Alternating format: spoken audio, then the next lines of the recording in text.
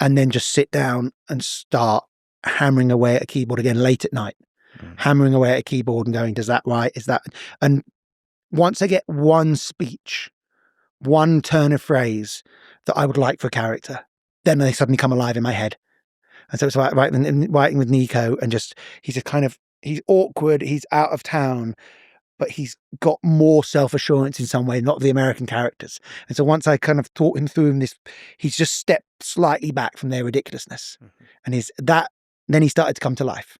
And then I would juxtapose him and his cousin, who had this much more Americanized energy. And that felt like it was a good double act. And then from there, it starts to come to life.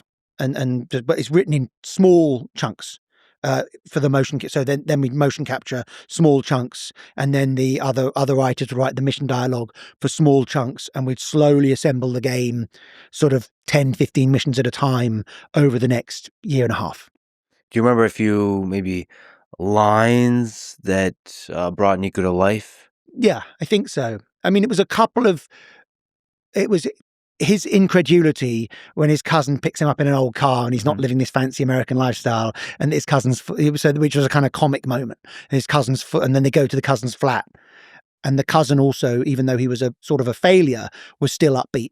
And then when he talked to the cousin and he talked about his wartime experiences and how harrowing they were, and I was like, can I make this work in a game? It's very different from stuff you normally see in games. Is it going to feel ridiculous? And I remember being very scared because I thought it might be too much. It might feel over the top. And I was like, I think, the game's so pretty.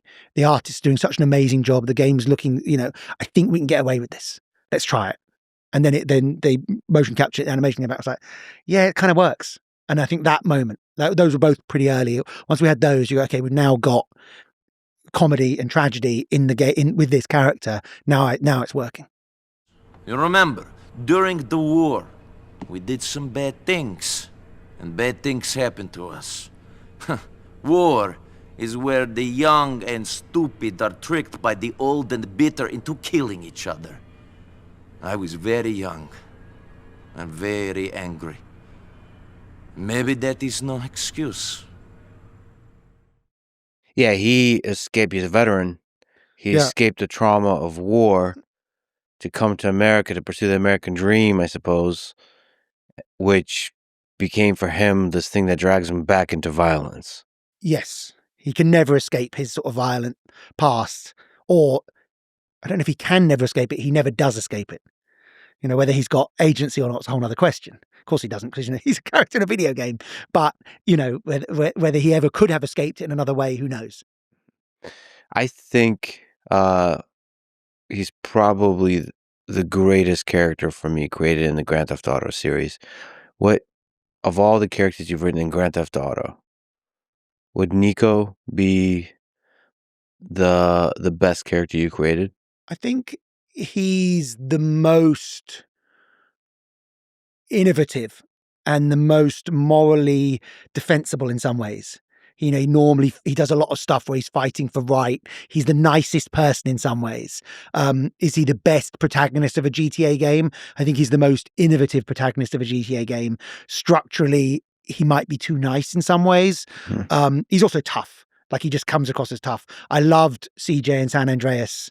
I thought Melee he's got just the way he spoke gave him such humanity. So I just loved, it wasn't the writing, it was the quality of the voice acting. It was just so strong for him. I think aspects of Michael, he was so understated, but he loved the character, but he brought so much humanity to this character who's so flawed, who is such a, he's has no principles. He sells everyone out. We just kind of, I think Ned Luke did such an amazing job and didn't necessarily get as many plaudits as Stephen Ogg got for Trevor, who was also wonderful. But I think the Ned Luke character so anchors that game so much. So I like all of them in different ways, but I probably love Nico the most.